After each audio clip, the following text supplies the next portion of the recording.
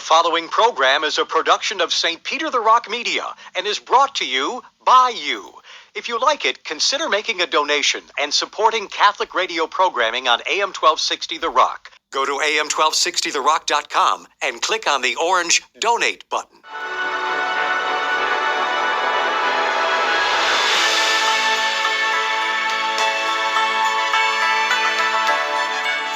Inevitably, all of us will ask God this one important question. What do you want me to do? Why am I here? You're here on this planet for a reason. What do you want me to do? Why am I here? What do you want me to do? Why am I here? Hello? Hello? Who is this? This is God calling. Then everything can seem so clear. AM 1260 The Rock presents God Calling.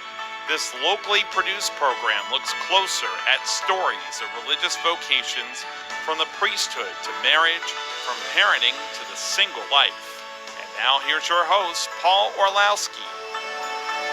Welcome once again to God Calling. This is a very special day and a very special program. Today is World Day for Prayer for Vocations, and we're going to do a Vocation Roundtable today with some folks from very different backgrounds and the same calling in a way, but just different backgrounds and different ways of worshiping God. Sister Phyllis and Lavalle is at Our Lady of Lourdes Shrine, and Sister is a member of the Sisters of the Most Holy Trinity. Father Garris is the Diocesan Vocation Director, a parish priest, and Father Daniel Bowen is Vocation Director for the Mercedarians. Father, welcome. Father, welcome. And Sister, welcome. Thank you. Thank you very much. You've all been guests before, and Father Garris, you're my first three-timer. Oh, wow. Three-time guest. Isn't that good? Three times the charm. Third time's the charm. Hopefully this one goes better than the past two. Hey, we had you back, right? They were good programs. Keep coming back. Yes, exactly. Sister, we've all covered each of your vocations, but let's do a brief summary of how did you first receive the call that maybe your religious life was in your future? Oh, that's a good question because there's two stories. Okay. One story is the practical story where, I went to school at Our Lady of Mount Carmel West, and I met the sisters there, and really, they were just like, wow, they were magnificent. They didn't know that, they were typical people.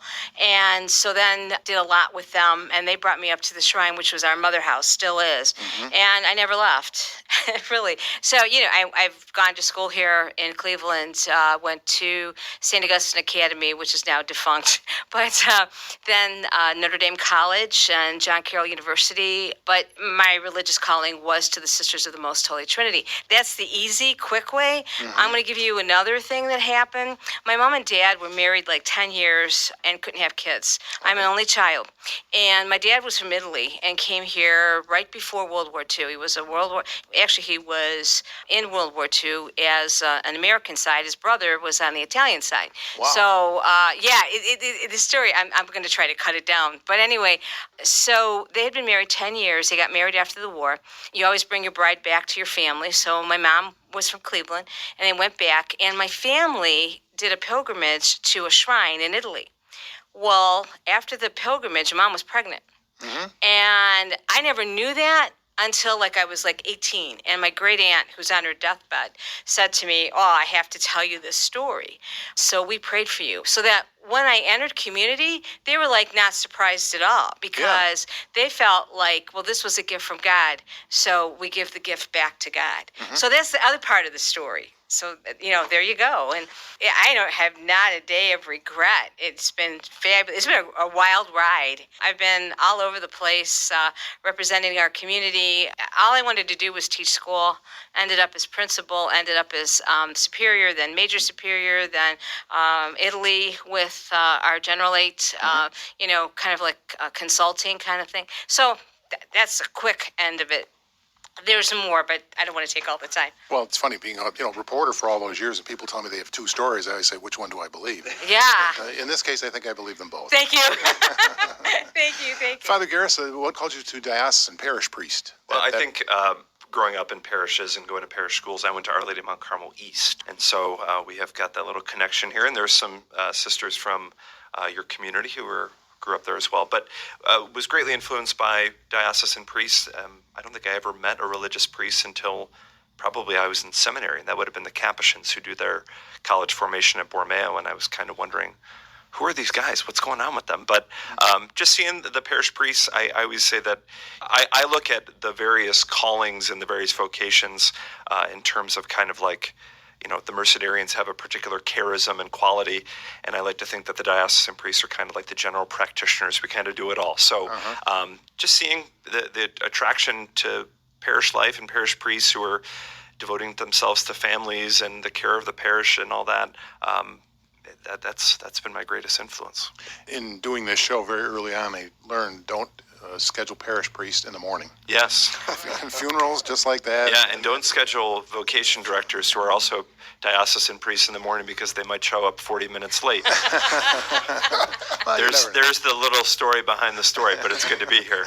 Who is the one who's late? Well, there's only one parish priest here, sorry. I make no accusations. Yes, diocesan priest, secular clergy. I gave that up when I retired. No Yeah. more accusations. Father Bowen, another Mount Carmel connection here. Yeah, I was over at Our Lady of Mount Carmel West for about 3 years. We had our vocation office there while I was there, and so it was a blessing. And it's a parish that we were at for many, many years, and just recently had to surrender to the diocese. But still in Cleveland, our order at St. Rocco's Parish. Yep. We've been there since 1924, and of course in the Diocese of Cleveland since 1922. But thankful to be always part of. Yeah. What drew you to the Mercedarian order? Oh, yeah, great question. When I was discerning, I didn't really know about religious priests like Father Eric. The parish I went to was St. Gregory the Great, now known as Sacred Heart of Jesus, was a diocesan parish. And I first, for myself, God kind of put on my heart the calling to priesthood. That what came before for me. But then as I was discerning that with my spiritual director and things, I kept talking about, I feel this sense to be detached, to really even places, people, I want to be able to just surrender all of that. So if God wants me to be on their side of the world, even though I don't think I'm capable of it, I want to be in that surrender. So then, you're sharing, well, if you, unlike a diocesan or secular priest, as a religious priest, a lot of those communities are international. They're beyond just a certain diocese, and they take vows of poverty, chastity, and obedience. So you really surrender everything. And as soon as I heard that, that it really attracted me. And then it wasn't long after, it was around that time that I met one of the Mercedarian priests. And I was really taken by his zeal and his commitment. It was like, this guy is really all in. I mean, he's from another, not even from the Cleveland area and that. And I was like, I wonder if that's what God's asking of me. And so they brought that to prayer. And then our order is a Marian order. So, love the Blessed Mother. Many times up at the shrine of Our Lady of Lourdes, a go-to place for me since even before my coming into Catholicism. So, And then I probably should have started there. You were a convert to Catholicism. that's right. Yeah, absolutely. Yeah, thanks be to God. What seed was that before the call to the priesthood? So really, I dated a Catholic girl. So Catholic girls out there, listen, don't compromise your faith for anybody. Be insistent. She said, look, if you're going to be with me, I'm Catholic, we go to Mass. And, I could have said, well, forget it. So she took a chance. But I was open. I said, yeah, okay. So then I started going to Mass. And then she explained to me how, we believe that this, when the priest consecrates the bread and wine, that it's really Jesus. And you can adore him outside of Mass. So she introduced me to adoration. So here is a young couple. I'm not even Christian, right? Right. And I'm going to adoration. I'm going to Mass. And the peace and the joy that I sensed there was attractive and inexplicable to me. So then the idea of becoming Catholic didn't seem so outrageous, really. Yeah. And I grew up in a neighborhood, Mayfield Heights, on the east side, which is a lot of people were Catholic there or Jewish. Those were kind of the big faith traditions. So it was kind of in the air. Some of my teachers and things, were Catholic, so it wasn't a completely foreign thing. But I just never had the invitation, really, I guess. Father Garris, maybe we ought to get her name. She's quite an evangelizer. Help you out with Be careful. I always say, you talk about adoration. I can't tell you how many of the candidates or discerners or whomever, I always say, be careful when you're discerning and going before our Eucharistic Lord, because he works. Yeah. And I know that from my own life, and just, always hearing we look at the various studies, CARA, study on vocations, 99.99999% of discerners find a lot of their vocation and their faith strengthened, and the call strengthened before Eucharistic Lord. So There was a guy who I was just meeting with not too long ago, and I said, where do you like to pray? And he said, well, the Adoration Chapel at Our Lady of Mount Carmel in Wycliffe. I said, that's where I did a lot of my time praying. Yeah. And I said, all right, Yes. well, just keep going there, and we'll meet, and we'll start an application soon. He goes, well, no, Father, I'm not ready. I go, you will be after. You're right. God will get you. Have you ever heard the expression, be careful what you ask for? Yeah. Because the Lord always answers. And it may not be what you have asked for, but be careful because God gives you, 10 times that or 100 times that. So, Lord, I want to be closer to you. Okay, guess what? It's a vocation. It's a lifestyle change. Sure. Even with women religious, a lot of the young ladies, they have been to the Eucharistic Chapel. One of our sisters now teaches at Mount Carmel Wycliffe, and she's the religion director there for 7th and 8th grade, which is a really, really tough time for kids. But one of the things that she really pushes is, let's go to the Eucharistic Chapel. Let's go pray. Let's take some time out. That is so, so important. We hear over and over again on the program people trying to deny. They keep hearing this calling and they deny. And Father, just like you said, Father Garris, they go for some adoration, and Right. it becomes clearer to them. And, Right. You can't run. No. And you can He's run faster. to Jesus or you can run away Right. from Jesus. But I think especially in adoration, it's a time in which you're there, God's there, and a lot can happen. And it's so different from society. Society is so noisy, and there's so many distractions, where when you're in the Adoration Chapel, it is totally opposite.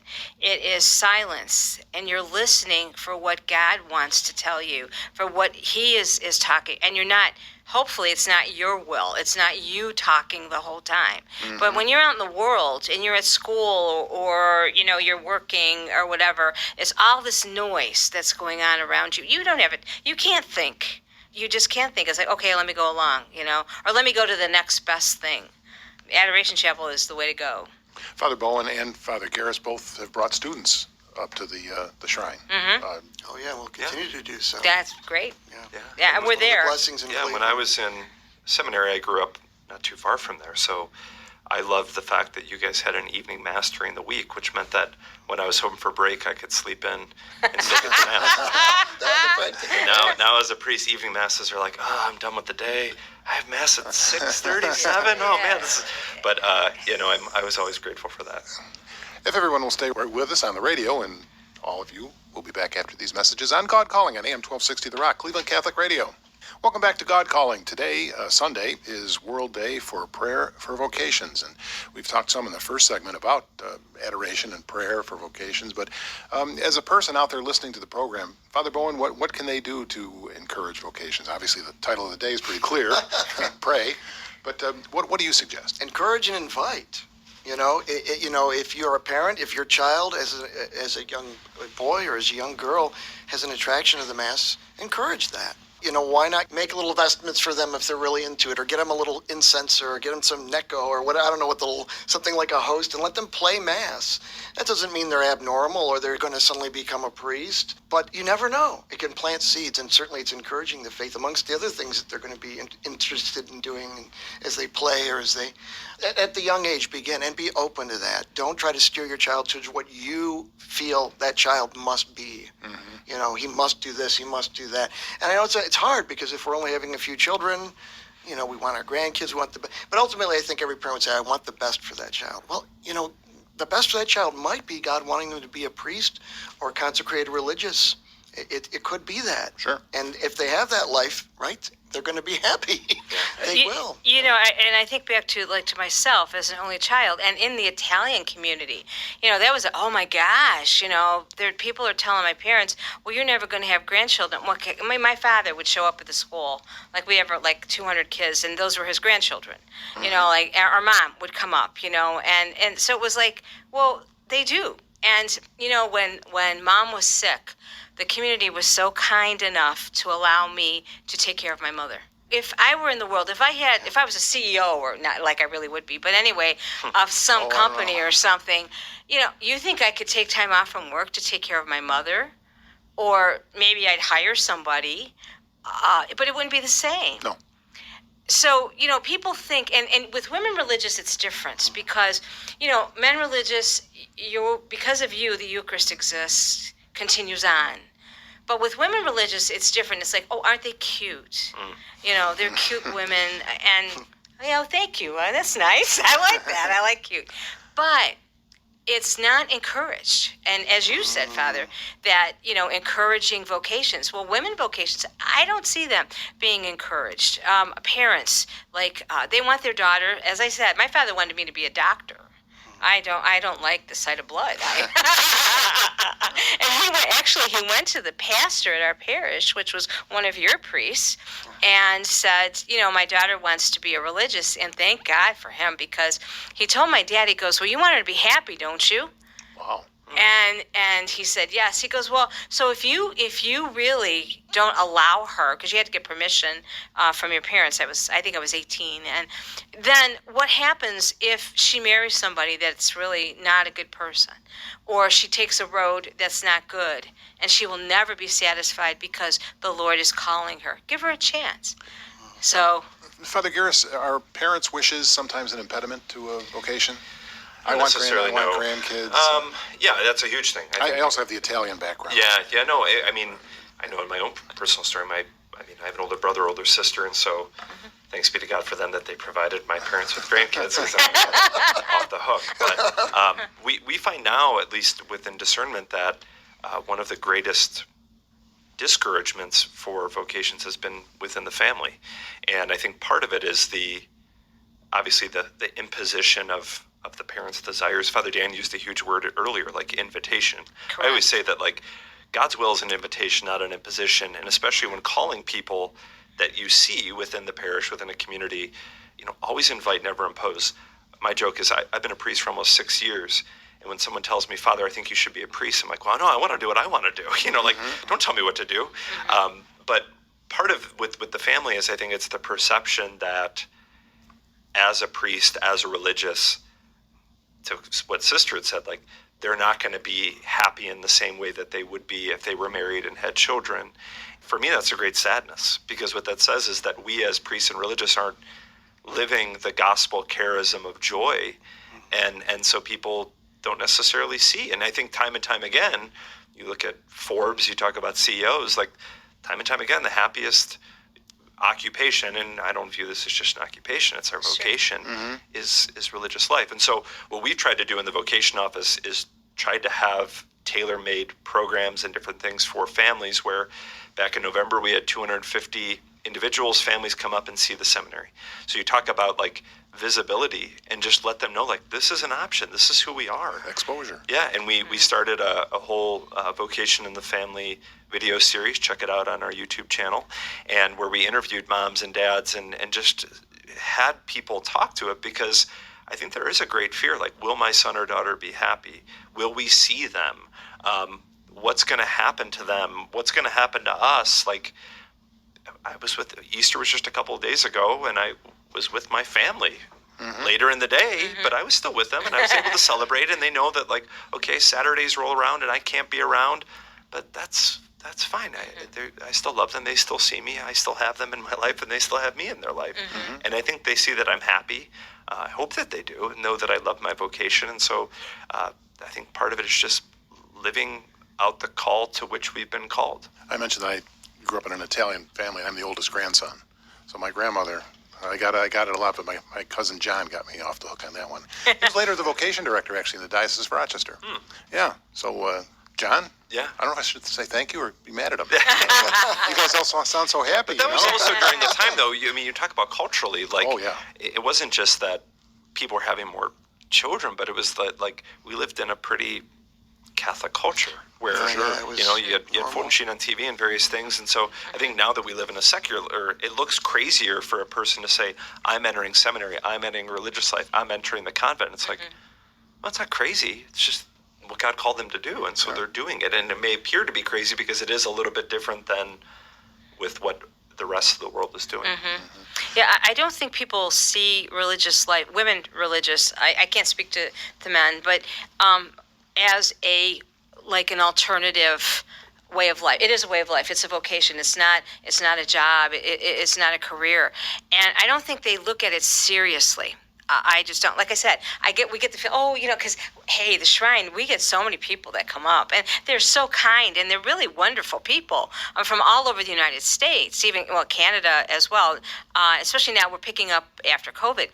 But it's like, oh, aren't those sisters cute? Yeah, we're cute, but we have a ministry that we do. And obviously, from what you two said, we've been working at that ministry, and myself as well. As a child, coming up to the Shrine, the sisters would bring us up in 8th grade. That was our 8th grade trip. Wasn't that fun? Exotic. All the way. From Cleveland all the way to Cleveland to Euclid. Yeah, wow.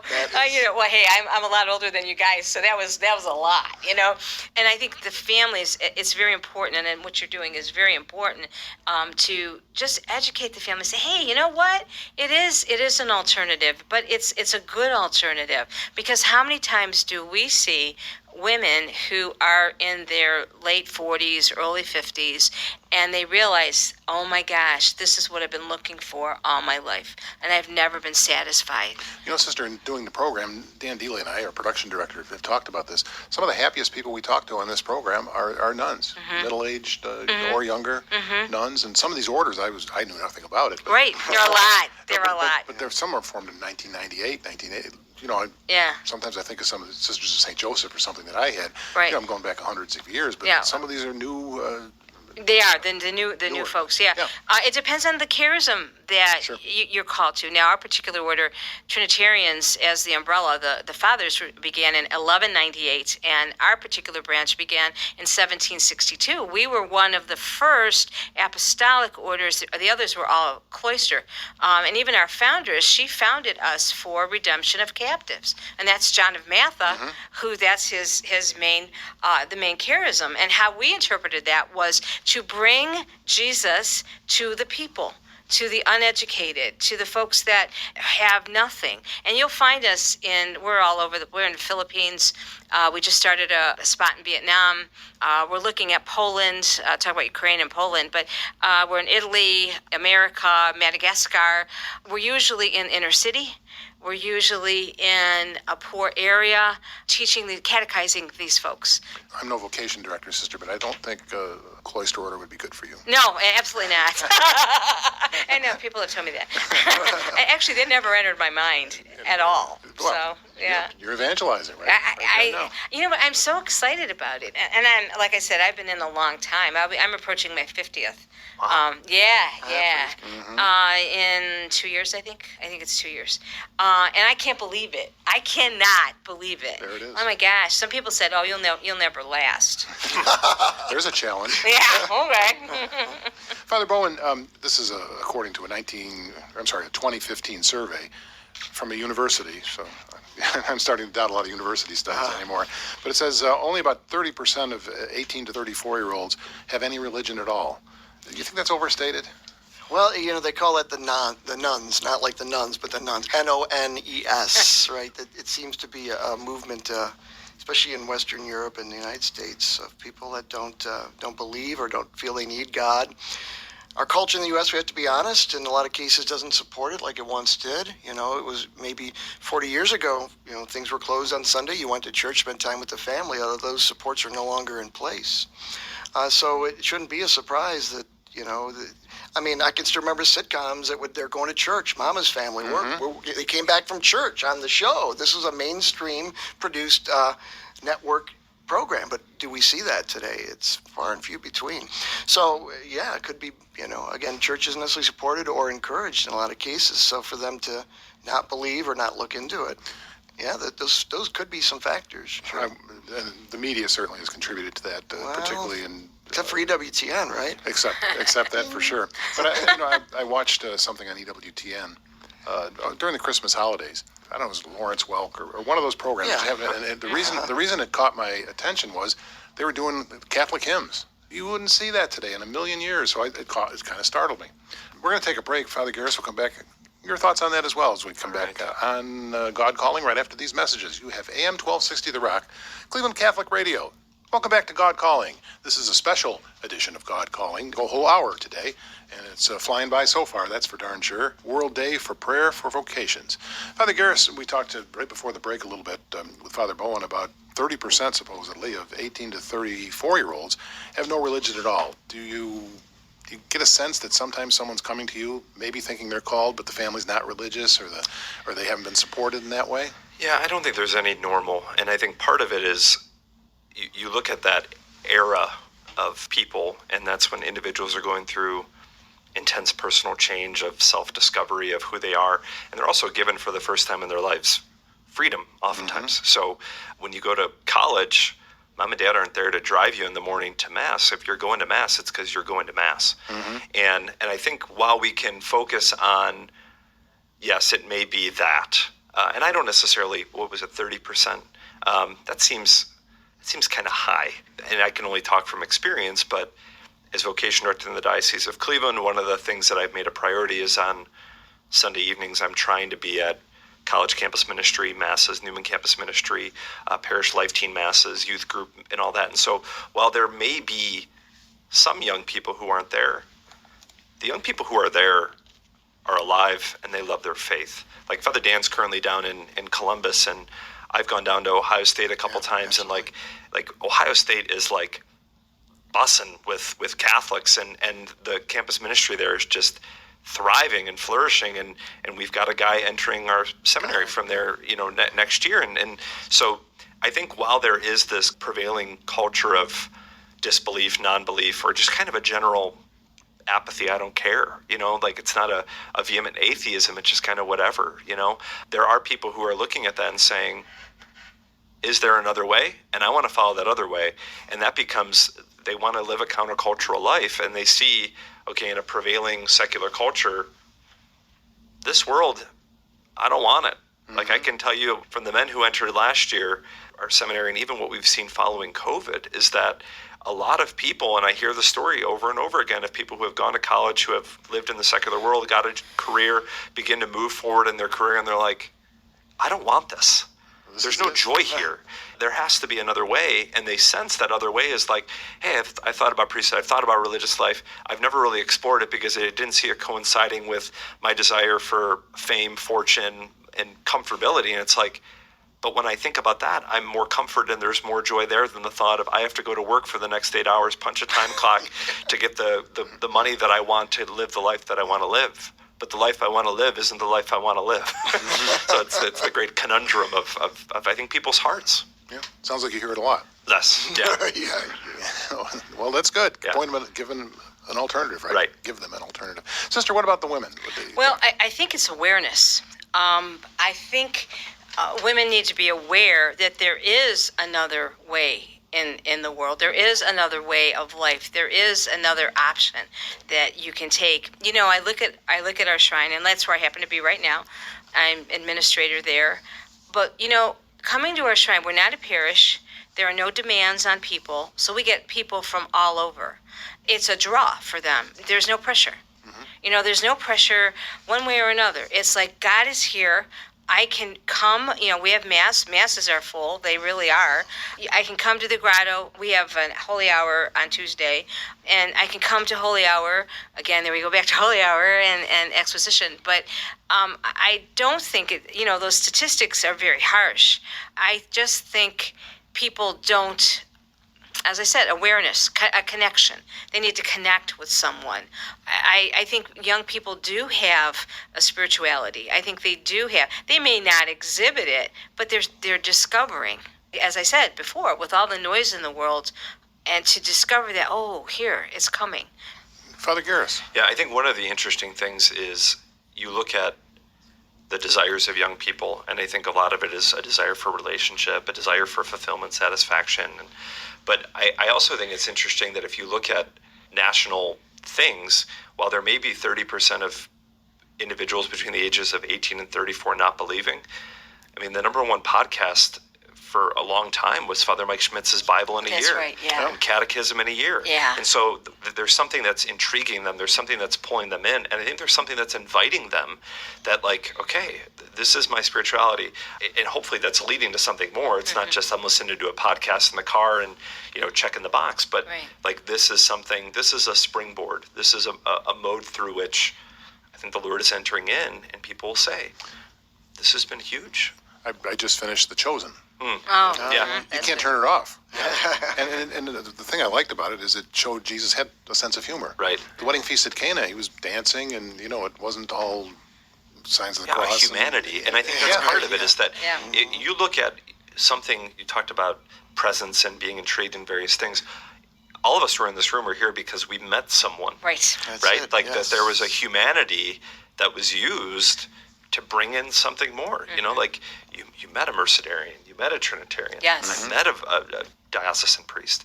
And so I think while there's a sterilization of our humanity, and it becomes a very digital, false humanity, people really desire what? Human connection, relationship, something more. Father Bowen, what's the toughest part of your job these days? Toughest part of the job.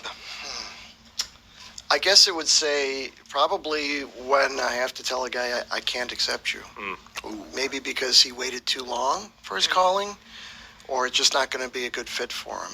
And that does happen, right? I mean, it's hard, because in a lot of cases they feel that they are called by God. And of course we are all called by God, every one of us, priest, prophet, and king, and to continue to invite others to a deeper relationship, or to a relationship with God.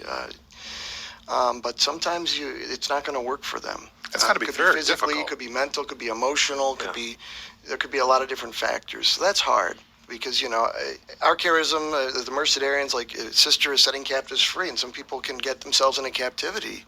And one of those things is constantly delaying your vocation, delaying and delaying and delaying. Sometimes it's not their fault in that. But there is sort of an expiration date, I have to say, in a sense, for entering into consecrated religious life, So I wouldn't be on the A list at 70 years old. Yeah. There are other ways in which you can serve the church, Paul. Absolutely right. How about, have you thought about Maybe one of them is what you're doing right now. There you go. There I it think is. It's true. no. Yeah. Actually, at my parish, a fellow that did the masses, live streamed the masses, got sick. So having been on TV for all those years, hey, why don't you do this? I couldn't touch any equipment. It was all union stuff, I had never done it before. So the first day I'm up there, and I kind of talk with my hands, as you can see. And so I had a tight shot of the priest, and I turned, and my arm hits, all of a sudden he went swinging off camera.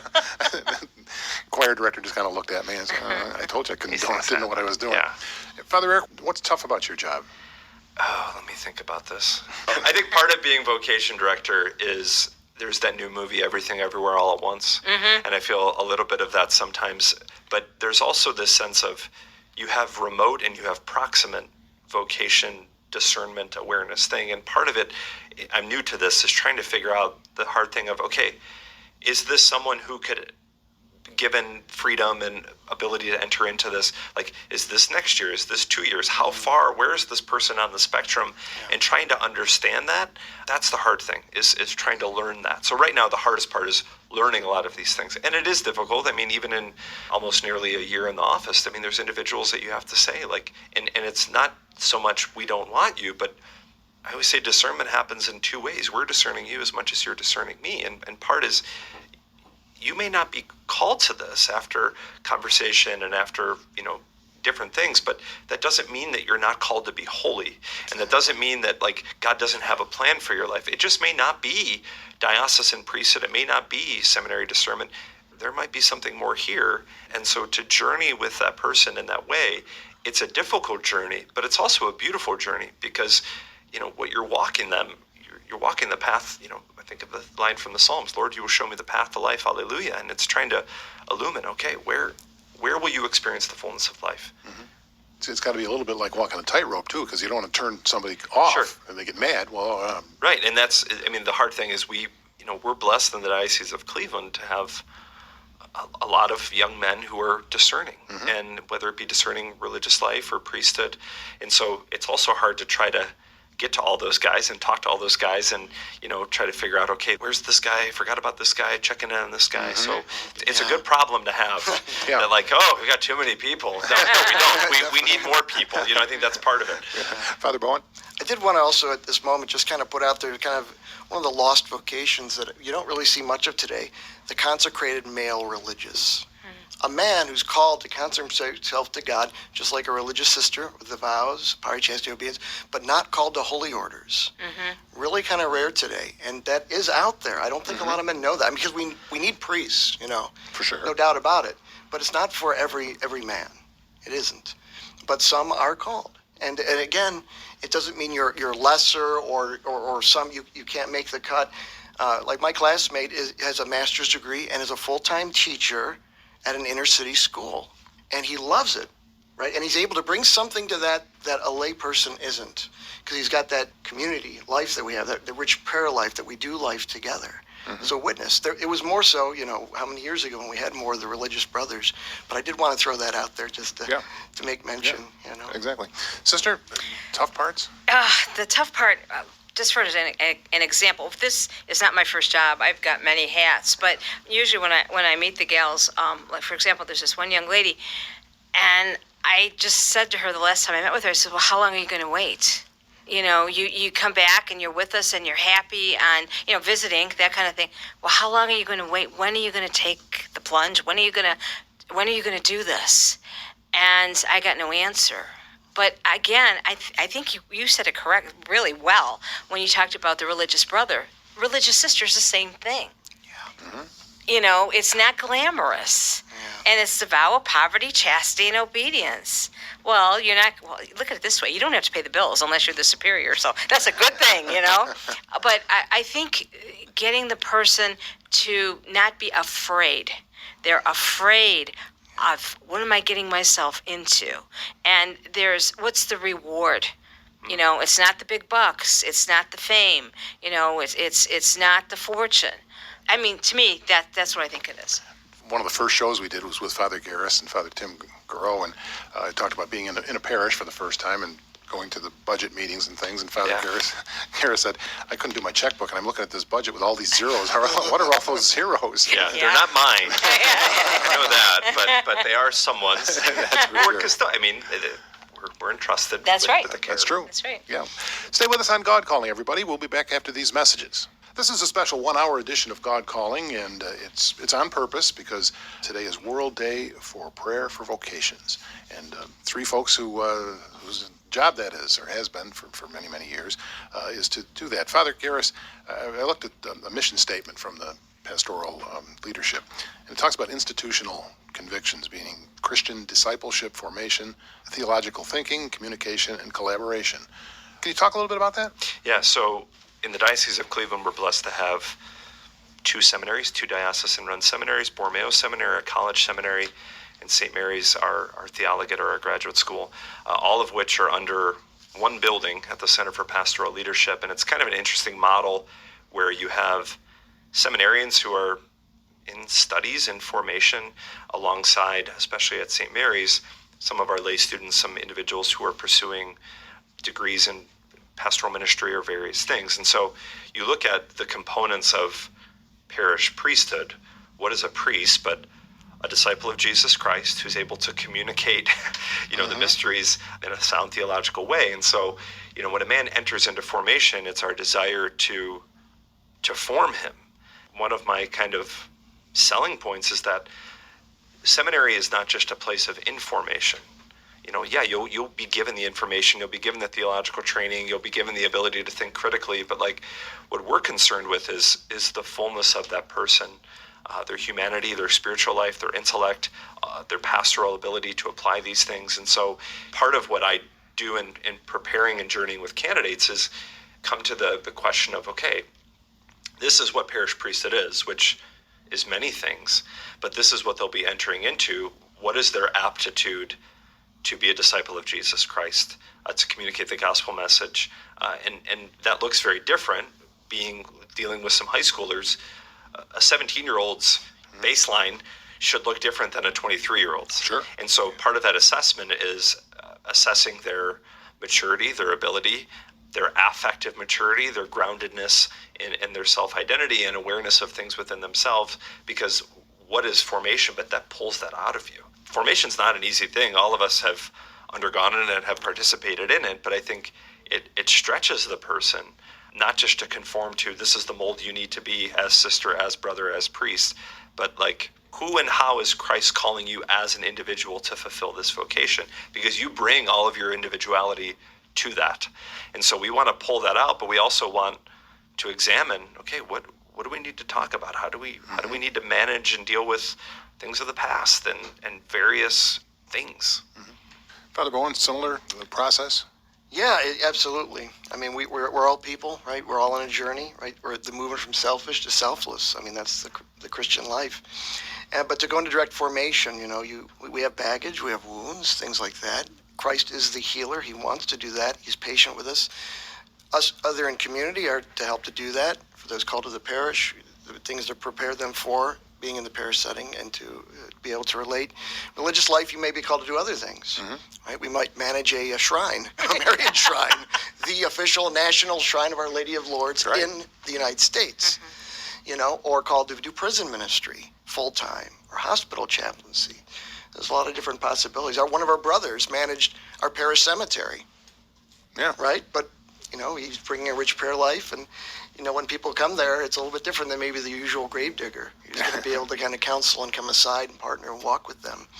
But formation, yes, to be conformed to Christ in his image, to be more of him. But again, he doesn't destroy what he's created, but to bring the best of us, or as Matthew Kelly, be the best version of ourselves, as Matthew Kelly will say. Yeah, exactly. And the formation is meant to do that. And then even besides it, out of the seminary, your parish will continue to form you in a way, and the different assignments that you're given. But in a religious community, your community found you. How do you reconcile when you have differences with your brother? They become schools of love to teach us, as a family does, in a sense. So when you did the accent, I thought you were doing Bishop Lennon. Bishop Lennon, the Lord be with you. You ordained me. The Lord be with you. God rest him. God ordained me a deacon. Okay. Yeah. Sister, similarly, Sisters of the Most Holy Trinity? Right. Religious to have a definite, I think most religious communities have a definite formation program. Our first year is postulancy, and it's kind of like getting to know you. Little by little, you immerse the woman into the life of the community, just doing, either they're going to school or they maintain their jobs, whatever. But then second year, we have canonical year, where we call it the honeymoon year, because it's all about God. Any classes you take are all theology classes. Of course, we have classes, we do that with the seminary. We also have classes in novitiate. And so the directress would take the young woman, usually we only have like one, but because we're pretty small. And it's all about God. Any class that you have, any activity that you have, it's all about God. So it's a honeymoon. It's like you're on a year retreat. And then the third year of novitiate is more of the practical. You're in the ministry. You're working with one of the other sisters in one of the parishes, or you're working at the shrine, or you're doing another ministry that maybe you did before you entered. So sometimes people call formation the boot camp too.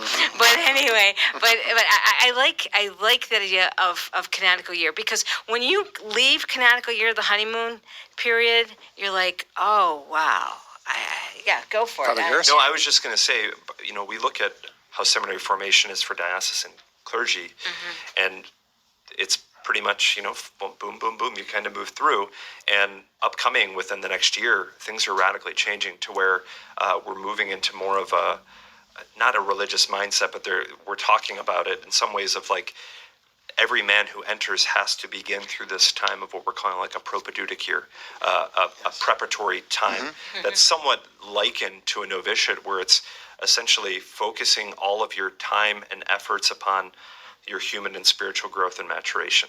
Because it's very academic, and you get in and you go to school and you do this and you do that and you go here and you go there, but like to say we're going to devote a whole year to developing your humanity and spirituality is huge. I mean, and religious orders have that. And I think part of it is you see not just, the issues that we've had with clergy is not that they're not smart enough, but it's within their humanity.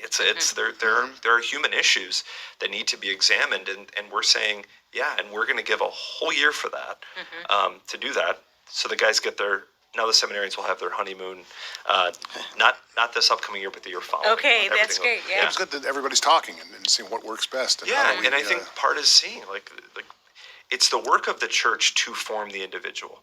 So Father Dan was talking about it's a school of love. But I always ask the question of like looking at seminary formation or looking at just religious formation as a ministry of the church and a gift that the church desires to give this individual. And so the question I have to ask myself is, are they free to receive the gift that the church desires to give to them? And it's going through the process of coming to know who they are. And it's like, well, it's not that you're not free, but it's that maybe the formation that you're called to receive is elsewhere. Once we do the novitiate, though, the sister becomes, we call it junior, and makes promises, takes vows, temporary vows. And that becomes the engagement. I mean, we put it in a bridal and a marriage situation. And then finally, when 9 years down the line, after the whole thing is 9 years, then it's the wedding. Then it's final profession. And that goes back to our founders, because our founders, when she founded the community, was not permitted to take vows until 9 years, final vows until 9 years, because the priest didn't know if she'd stick it out. That's exactly, what, if you translate the Italian, it's like, well, we don't know if she's going to, whatever. But, and so we still follow that. Let's go around the horn. Father, advice to somebody considering? Well, yeah, that's the thing I did want to say. Don't be afraid to take this step. There's a formation plan and process if it's diocesan priesthood, or if you're called to be a religious sister, religious brother, or a religious priest. If you're called to do it, God will see you through it. If you're not, even if you're just coming for a year, 2, 3, 4, 5, you're going to learn something out of this. You're going to be a better man or woman for this. And if you're called then, maybe you are called to marriage. You're going to bring that and probably be one of the better husbands or wives out there, because you've really taken the time to get to know yourself, to know the church, to know God, and to want to serve him wholeheartedly. And the church has got it set up to allow for that. You're not a failure, right, if you go to seminary for a year or two, and it's not for you. I think we think that, well, if I can't do that, I'm worthless. We can get these mindsets, like, if I don't graduate college, which is in 4 years, I'm a failure. Well, I think that's kind of eased now. We recognize different career paths require different things. But this lifestyle, they've got these outs, right, where you can, it's for like religious sister, where you're a postulate, you're this beginner, you're an aspirant. Then the novitiate, now maybe you wear a distinctive garb that, that's different. Sure. How does that suit you? Everybody's staring at you now. Can you deal with that? You'll learn that. And if it's not for you, okay. If it is, keep going. Then the vows, you do them for a time period. It's Father Garris, you're not locking the door behind him. No, and that's the big, we focus on discernment, right? So one of the good things is we invite a man into formation is to say, when you're not entering into the entirety of your life, you're entering into a year. So we ask them to give it a year. Right. And one of the big differences is that within diocesan formation or seminary formation, the first vows you take are on the day of your diaconate ordination. It's a little bit different, but part is the continual participation in the program. I think for me, when I went, it was like, I'll give it a year. I'll give it another year. I'll give it another year. And it brings you to a point where it's like, I think this is where I'm called to be.